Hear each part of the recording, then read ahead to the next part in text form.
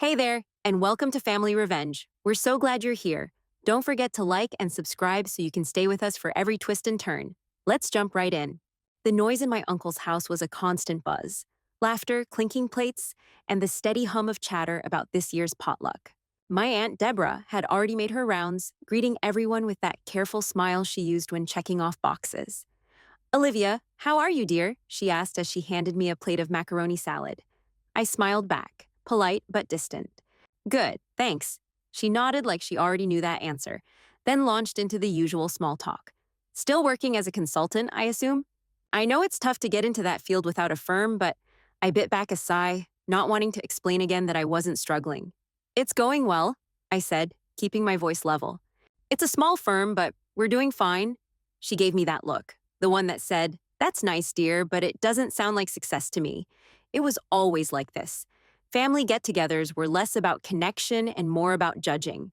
My cousins and aunts prattled on about new cars, big promotions, vacations to exotic places. Everyone was settling down in some way, except for me. No husband, no kids, no house. Just a modest apartment and a thriving marketing firm that no one knew about. I wasn't going to tell them about the millions I'd made in the past few years or the programs I funded quietly on the side. That was for me, not for their judgment. The evening dragged on, and as usual, I ended up on the periphery, listening to everyone else talk about their successes while I stood there, an invisible bystander. My Aunt Deborah was regaling the group with how proud she was of her son's promotion, her niece's new house, and her brother's success in real estate. The usual parade of accomplishments, and I just had to sit there and nod. But when her eyes finally turned my way, I braced myself. Her voice shifted, just enough to make me feel it. "And Olivia," she said, her tone dripping with that special kind of pity. "Olivia's doing her thing. Marketing, I think?" I nodded, feeling the weight of the words press down on me. "Sweetheart, maybe you should consider something more stable," she continued, her voice like syrup. "Maybe find some direction? I hear volunteering at a shelter can really give you a sense of purpose." My jaw clenched. I forced a smile. "I'm doing fine," I said, quieter than I intended. Before I could say anything else, Aunt Deborah launched into another speech about the importance of real careers and making a difference. I nodded along, each word feeling more like a poke at my ribs than genuine advice. My cousin Emily, always the well-meaning but condescending one, leaned over with a bright smile. "You know, Liv, you could probably do better. Have you thought about a real job? Like a stable one with benefits?" I bit the inside of my cheek, fighting the urge to snap. Emily was convinced that working for some corporation, punching in a 9-to-5 clock, was the only way to go. "Oh, and there's a career transition program at the community center. It could help you figure things out," she added, like she was giving me a map to find my way out of the wilderness. I didn't correct her. I didn't need to. Instead, I let her talk, letting the words wash over me like white noise. As the conversation moved on, I excused myself and found a quiet corner by the TV, trying to melt into the background. But then something caught my attention. The news anchor's voice broke through the buzz. "A local philanthropist has donated $30 million to a community center for a new tech education program." I turned, the hairs on the back of my neck standing up. They showed a clip of my firm, helping set up the program.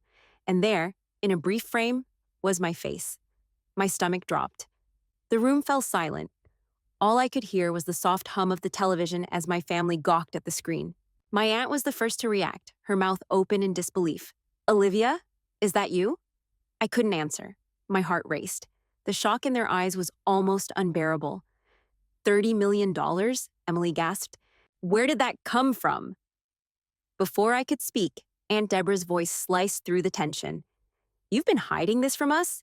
Why didn't you tell us, Olivia? Why keep something like this a secret?" I looked around at their stunned faces and felt the familiar sting of resentment. "I didn't want the attention," I said, my voice colder than I meant. "I didn't want your judgment or unsolicited advice. It wasn't about praise, it was about making a difference." Their gazes shifted, some with embarrassment, others with confusion. "You should have shared this," Aunt Deborah muttered, though I could tell her mind was more on the social implications than my work. "Maybe you would have judged me for it," I shot back, and the words hung in the air, thick with meaning. I wasn't angry, I was just tired. "I've been giving back in ways you'll never know," I said quietly, "because it's never been about making you proud. It's been about making an impact." The conversation around me sputtered and died as my family absorbed the reality of what I'd been doing all these years. But for me, the moment felt more like a tidal wave crashing over an already exhausted shoreline. The truth was out, but it wasn't something I'd ever expected to share. I'd always kept it hidden, not out of shame, but because I knew exactly how they would respond. I had spent years building my business, years that none of them had ever noticed or cared to ask about. My firm was small, but it was worth millions. High-end clients in tech and finance, marketing strategies that made companies thrive. But that was a side of me my family couldn't see. They only cared about what they could measure in a tangible way: marriage, kids, promotions, houses.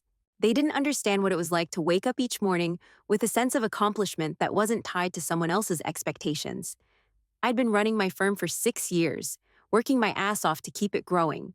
But even now, I lived in a modest apartment that barely raised an eyebrow. I wasn't trying to impress anyone. I never had. I dressed like I was broke, ate like I was broke, kept my life frugal to avoid the inevitable questions. And the questions always came. How do you live on your own? Don't you think it's time to settle down? What's the plan? There wasn't a plan. I wasn't going to buy a house just to impress anyone. I wasn't going to get married because they told me I should. My success was mine, and I'd kept it that way.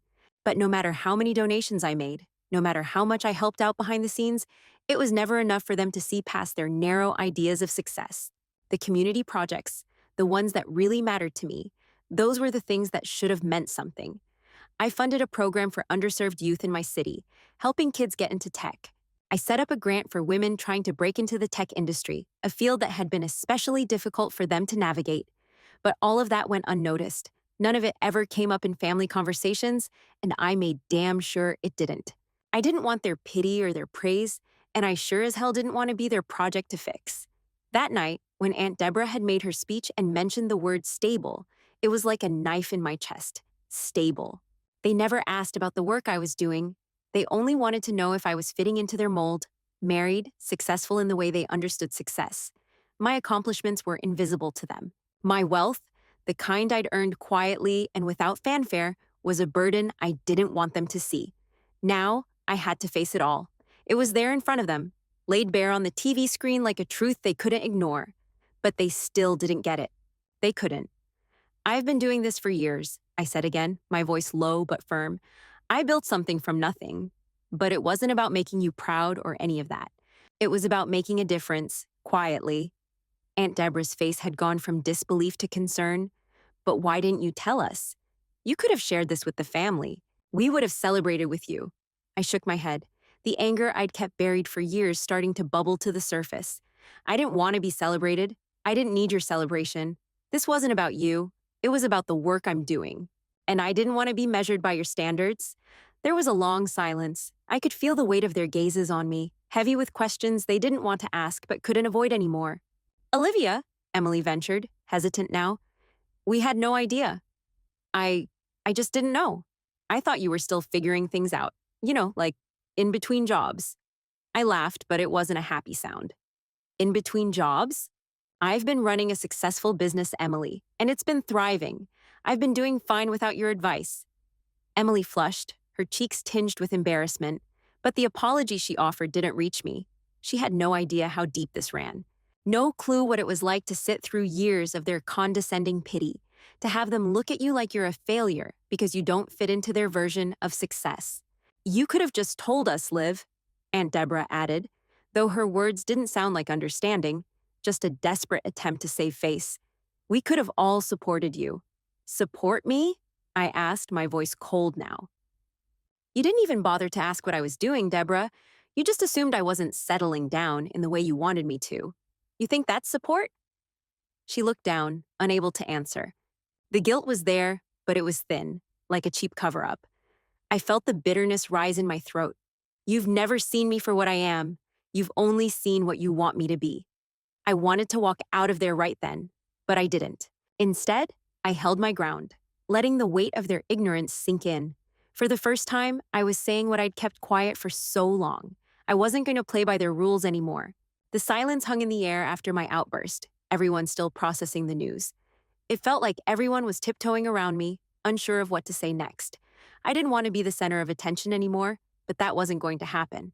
not with Aunt Deborah gearing up for her annual toast. She stood at the head of the room, clearing her throat with a practiced air of authority. All right, everyone, gather around. It's time for my little speech.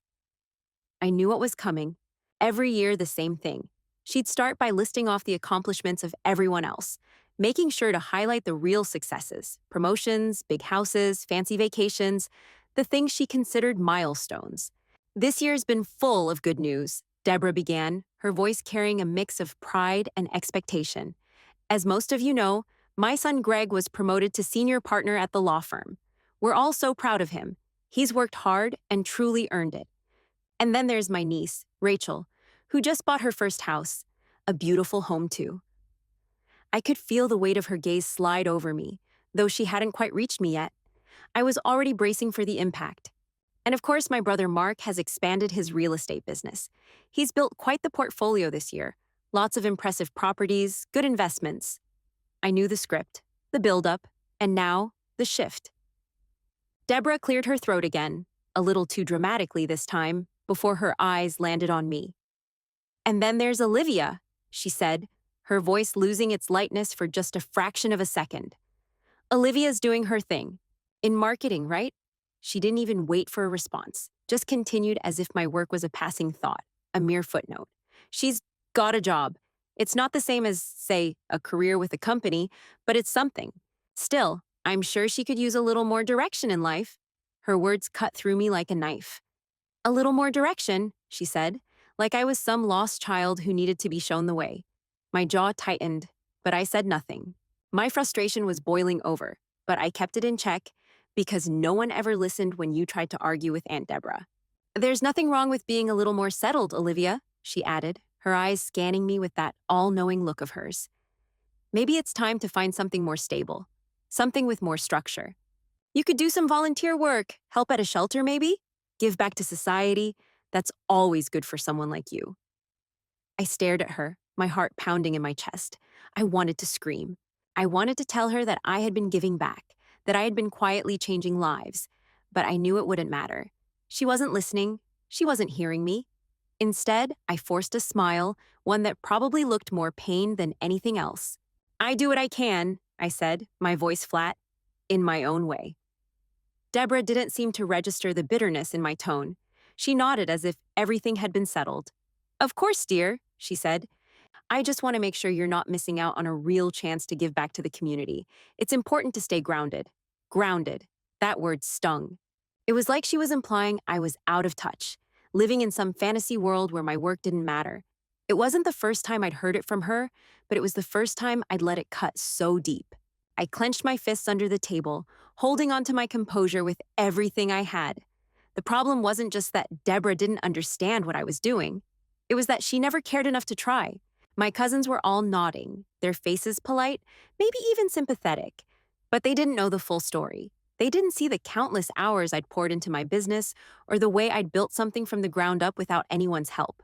They didn't know how hard it had been to stay invisible, to keep my success quiet, because I didn't want to deal with the disappointment they would feel if I didn't follow their script. Maybe you should think about it, dear, Deborah added, as though we were having some kind of conversation about what I should do next. A little structure never hurt anyone. I wanted to roll my eyes, but I just sat there, gritting my teeth. I'm fine, really, I said, forcing the words out. Thanks for the suggestion, though. Of course, she said, smiling sweetly, as though she'd just solved all my problems with one casual remark. Just trying to help, Olivia. It was that same smile, the one that always made me feel like I was a project, a puzzle to be solved. I wanted to tell her that I didn't need her help, that I didn't need anyone's pity, but the words didn't come.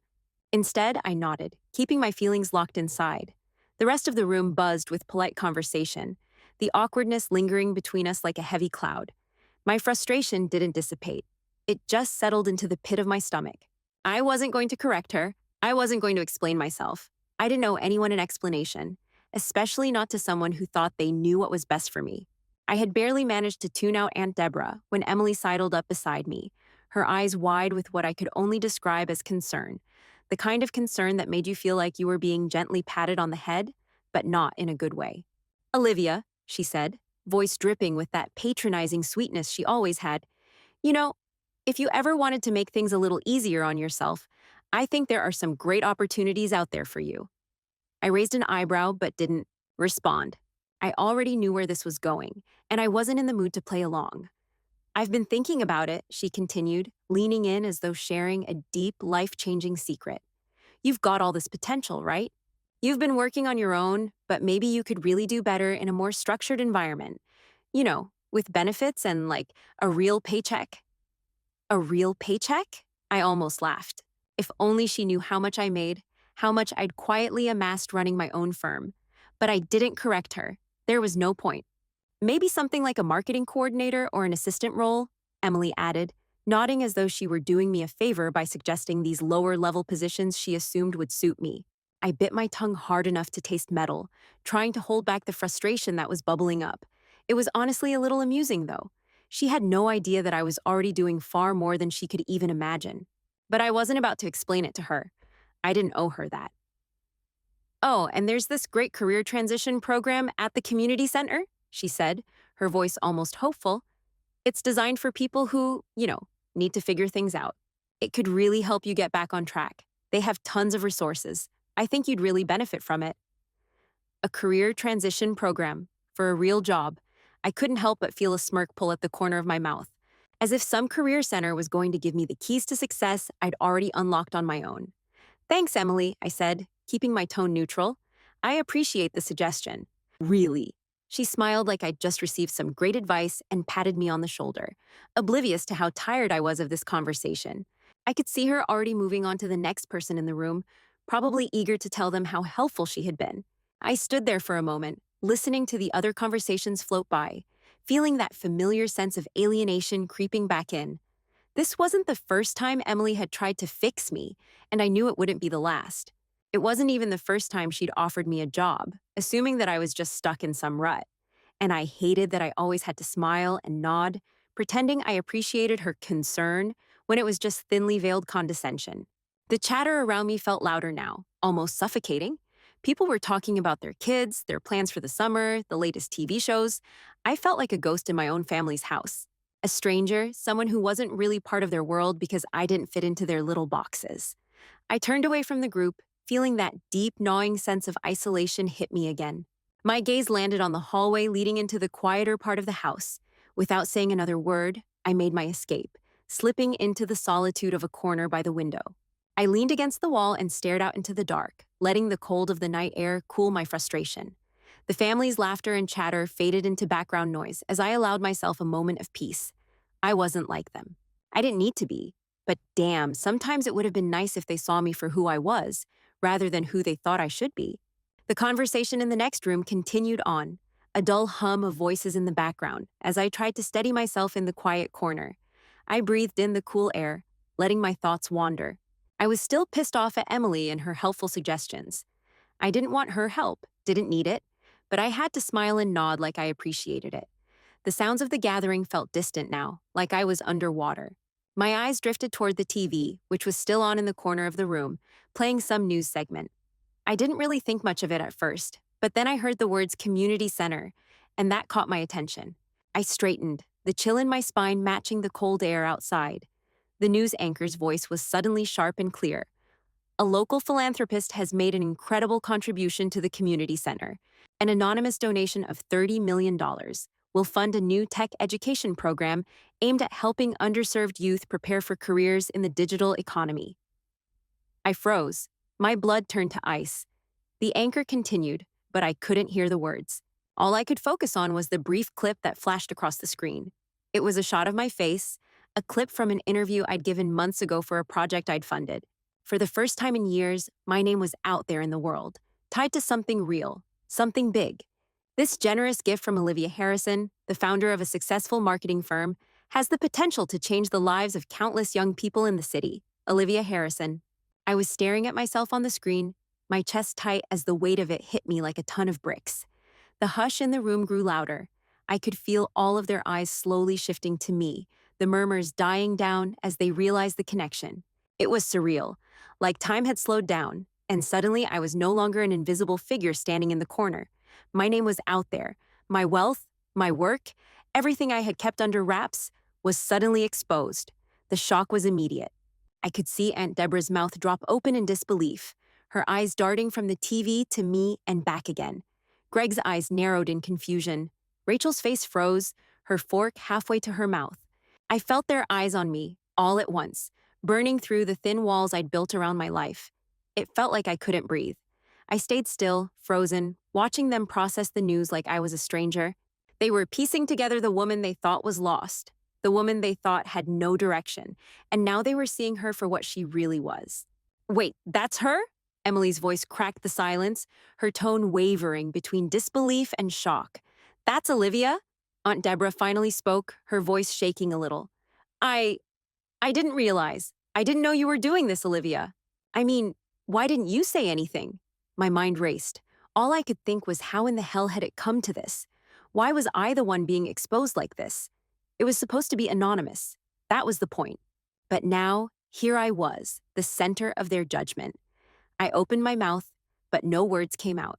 My stomach churned, and I could feel my skin getting hot under their stares. I had no idea, Rachel muttered, staring at me with a mix of awe and confusion. You've been doing all this quietly? I didn't answer right away.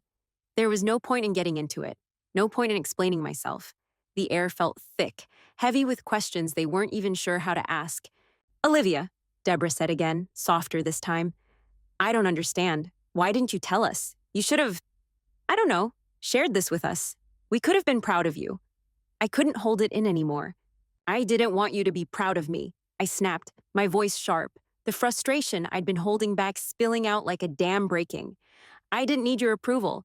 I didn't want any of you to look at me like some kind of project to fix.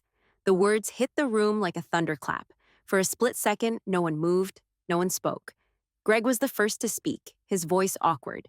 So you've been hiding all this from us? He asked, his eyes narrowing. Why? We're your family. Exactly, I said, trying to steady my breathing. You're my family, and you've never seen me for who I am, just who you wanted me to be. Emily opened her mouth to say something, probably some half-hearted apology, maybe more advice, but I held up my hand. I'm not going to explain myself, Emily. I'm not going to sit here and pretend I don't know what you all think of me. You don't know me. You never have. The room was dead quiet now, the reality of what I'd just said hanging in the air, heavy and uncomfortable. My family stared at me, their faces a mix of guilt and confusion. They didn't know what to do with me, now that they saw what I was capable of, what I had built. I swallowed hard. It wasn't about your approval, it was about making a difference. That's what I've been doing. But the words felt empty now. They'd heard me, but had they really understood? Or would they just find a way to mold this new information into something they could accept? Either way, the damage had been done. There was no going back to the way things were, and part of me, though I hated it, wasn't sure I wanted to. The room felt like it was closing in around me, the weight of their questions pressing down on my shoulders. Everyone was talking at once, a jumble of voices, all scrambling to get answers they thought they were entitled to. How could you afford to do that? Emily asked, her tone sharp with disbelief. I mean, how did you make that kind of money? Aunt Deborah was nodding along, her eyes wide. Why didn't you tell us, Olivia? This is huge. We could have helped you celebrate this. Your success? I took a deep breath, trying to stay calm. My mind was racing, but I knew if I didn't get control of the conversation now, it would spiral out of my hands. They were all looking at me, waiting for an explanation they thought was owed to them. But they had no idea what it had taken to get here, what it felt like to be invisible for so long, even when you were succeeding. I've been running a marketing firm for years, I said quietly, steadying myself. A successful one? But I kept it private because I didn't want any of your judgment or unwanted opinions. Emily scoffed, crossing her arms. Judgment? Olivia, come on. We're your family. We just wanted to know. We were concerned. I shook my head. Concerned about what? That I'm not married? That I don't have a house like everyone else? I let the words hang in the air, sharp and biting. That's not concern. It's judgment, Aunt Deborah cut in, her voice too sweet, like she was trying to smooth over the tension. Olivia, sweetheart, we could have celebrated this with you. It's not about judgment. You could have shared your success with us. We could have been a part of it. She sounded so sincere, but I could hear the edge in her words. Celebrate? I echoed, incredulous. You think I kept all of this quiet because I wanted a party? You think I've been working my ass off all these years to get your approval? No, Deborah. I didn't want your praise. I wanted to make a difference. Quietly, I could feel the shift in the room as the words left my mouth. Aunt Deborah's face faltered, just for a second, and the others went silent. I didn't care anymore. I was done pretending. My whole business is built on helping other people succeed, I continued, my voice rising slightly. I've donated millions over the years, millions, to causes that actually matter. Not for recognition, not for pats on the back. I've funded programs for kids, for women in tech, for people who are actually making a difference, without the fanfare. There was a long, uncomfortable pause. No one spoke, their faces a mix of guilt, surprise, and confusion. It was like the room had emptied of sound, leaving only the echo of my words hanging in the air. Wait, Greg finally muttered, his voice low. You've been giving away millions? And you didn't tell us? I nodded, feeling the weight of their stares. Yeah, I didn't tell anyone, because it wasn't about telling anyone. It was about doing what needed to be done without expecting anything in return. Emily, who had been so quick to judge earlier, was now speechless, her mouth opening and closing like she was struggling to find the right words. Aunt Deborah finally spoke, but her voice had lost some of its usual commanding tone. But why keep it a secret? We're your family. You could have... No, I cut her off. I didn't want to share it because you don't see me for who I am. You see what you want to see. And you know what? I've been so tired of living under the weight of your expectations. Deborah's face turned red. You're angry, she said, her voice soft, but I could hear the sting in her words. I thought you'd want to share this with us. We could have been proud of you. Proud of me? I snapped. What you're really saying is you wish I'd fit into your mold, that I'd done everything the way you think it's supposed to be done. But it was never about that. You don't get to claim my success as your own, Deborah. You don't get to be proud of me because you think it's convenient. The silence that followed was thick, almost suffocating. I could see it on their faces now, the realization that they had no idea who I really was. And maybe, just maybe, they were starting to understand. But I wasn't going to wait for their approval anymore. I was done. Finally, Rachel spoke up, her voice quieter than before. So, you really don't need us, do you? You've done all of this on your own? I felt a bitter laugh bubble up, but I kept it inside.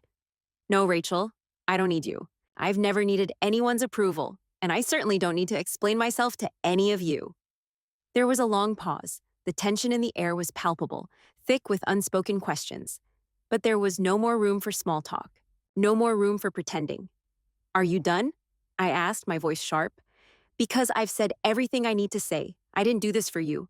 I did it for the people who need it, the ones who never get recognized. Maybe you should start thinking about them too. No one responded. They didn't know how to. They were too stunned, too wrapped up in their own discomfort. But it didn't matter. I had said my piece. I was done playing their game. The room was still, heavy with the weight of what had just been said. I could feel the shift, the way their faces had gone from shock to something else. Guilt, embarrassment, realization. Emily was the first to break the silence, her voice quiet, almost too soft. Olivia, I didn't know. She looked at me, clearly trying to find the right words, but failing miserably. I'm sorry.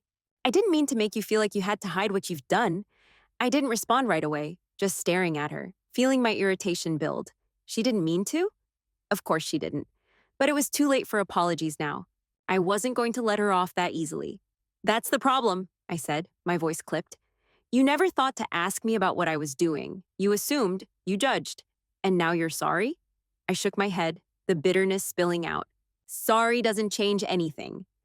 Aunt Deborah, who had been quietly fidgeting with her drink, finally spoke up, her tone softer now. Olivia, I didn't realize... I thought you were just, well, struggling, trying to figure it out. I didn't know things were going this well. She trailed off, clearly unsure of how to fix the mess she'd made. I met her eyes, and for a moment, it almost looked like she felt something. Guilt or maybe shame? But I didn't let that soften my response. You didn't know because you never bothered to ask. You only saw what you wanted to see. I'm not your charity project, Deborah. You never took the time to find out what was really going on. She opened her mouth, probably to offer some apology, but I cut her off. Don't pretend like you're suddenly concerned because I'm successful now. You've spent years telling me I'm not doing enough, or that I'm not enough. Now that you see the truth, It's a little late for apologies. The silence stretched out again, thick and awkward.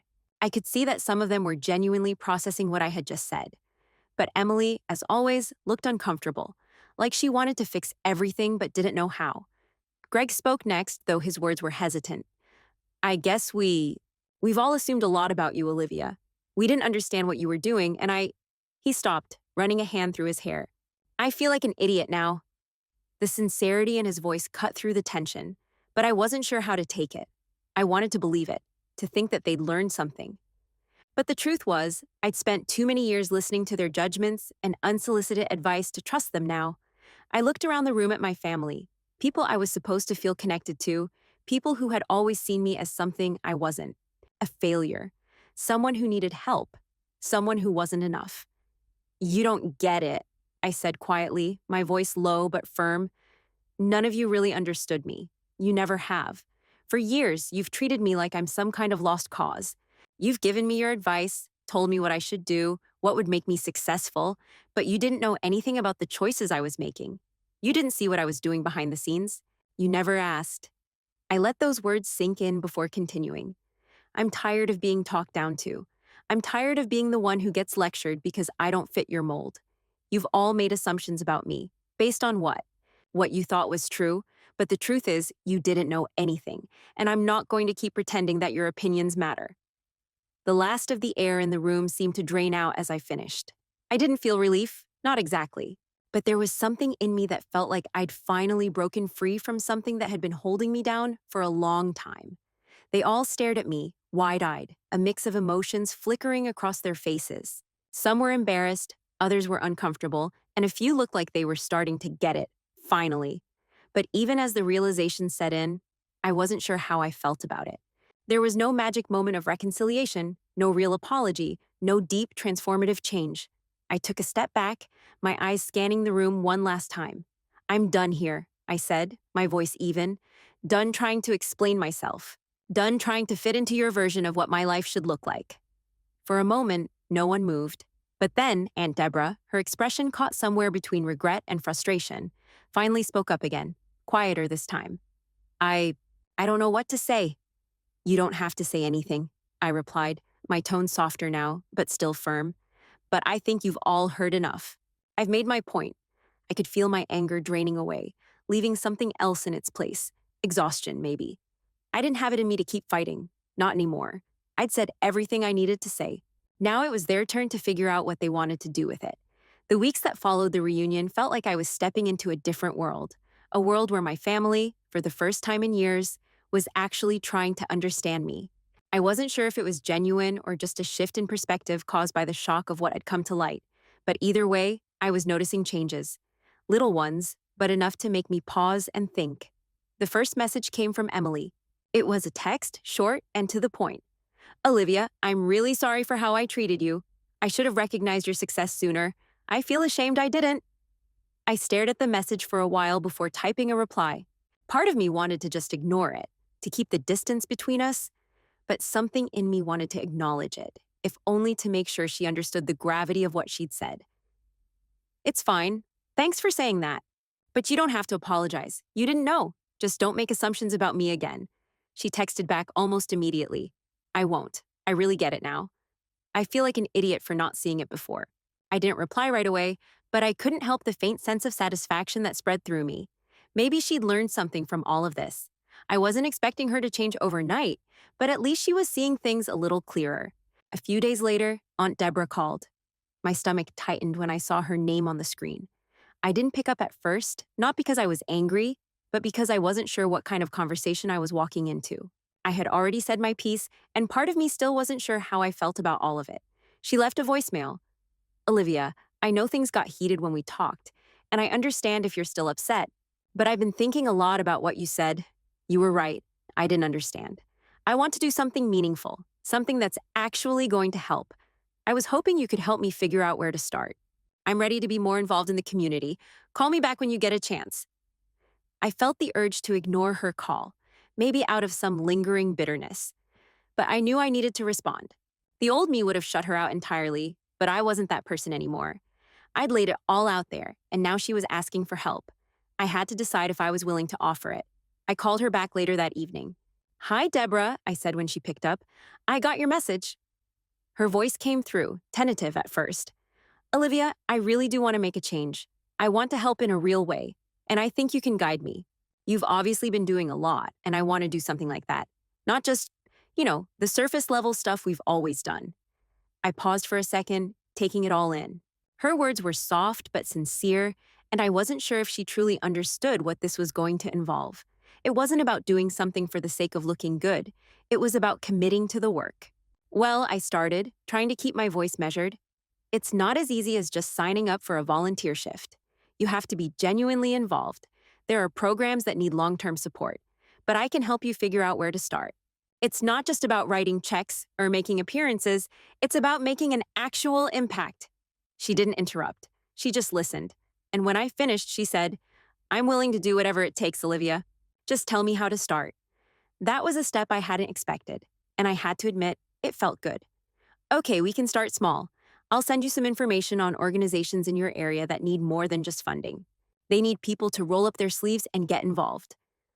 The call ended with Deborah thanking me repeatedly, and for the first time, I felt like she wasn't just trying to appease me, she was trying to change, and that was something.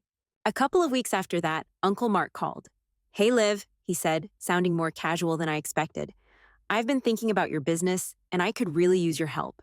I've got this small company, and we've been struggling to get the word out.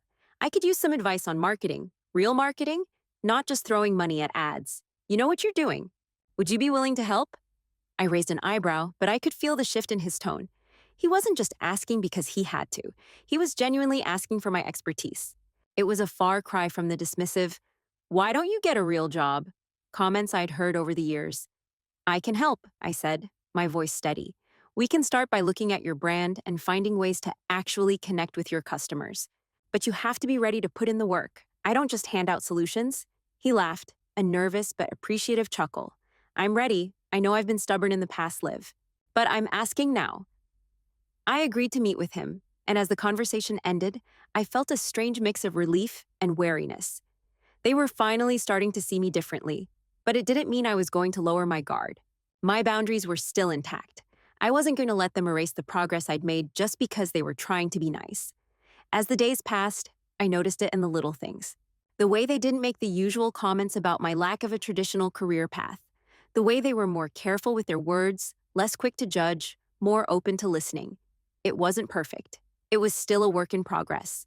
But there was a shift. They were beginning to respect me, not just for what I'd done, but for who I was. And that, more than anything, felt like real progress. 6 months later, I stood at the entrance of the community center, watching as the grand opening unfolded in front of me. The event was everything I'd hoped for, well organized, filled with excitement and energy. There were kids milling around, tech demonstrations set up, and volunteers eager to get started. The program I'd funded was finally launched, and it was everything I'd imagined, a real tangible impact. And yet, there was something strange about being here with my family. They were all here too. Aunt Deborah, Emily, Greg, even Uncle Mark. Everyone had shown up. They were all walking around talking to people, mingling with the other donors. They didn't just show up because it was a family thing. They were genuinely interested, genuinely proud. I had to admit, it felt good. Better than I'd thought it would.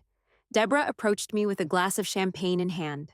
Her expression was different now, not that air of condescension she used to wear, but something closer to admiration. She offered me the glass, and I took it without thinking. "To you," she said, her voice soft but clear, drawing a few eyes around us. "For making all of this possible. You've done more than just give money. You've changed lives, and I'm proud of you." There was a moment of silence before the rest of the family raised their glasses in agreement. It wasn't the same as before. There was no pity in their eyes, no desire to fit me into some box of their expectations. They saw me for who I was now, and that was all that mattered.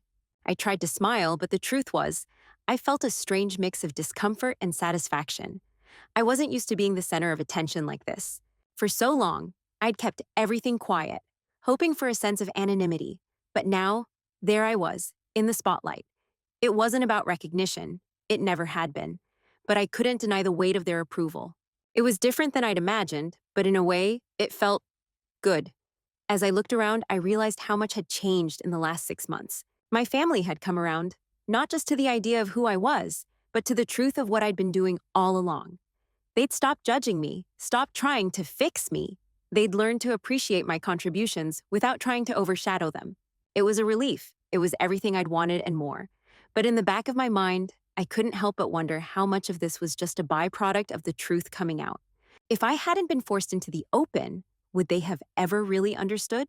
The conversation shifted to the program, and Deborah started talking about how she'd gotten involved with some local charities. I listened, nodding along, but part of me felt like an outsider in this new dynamic.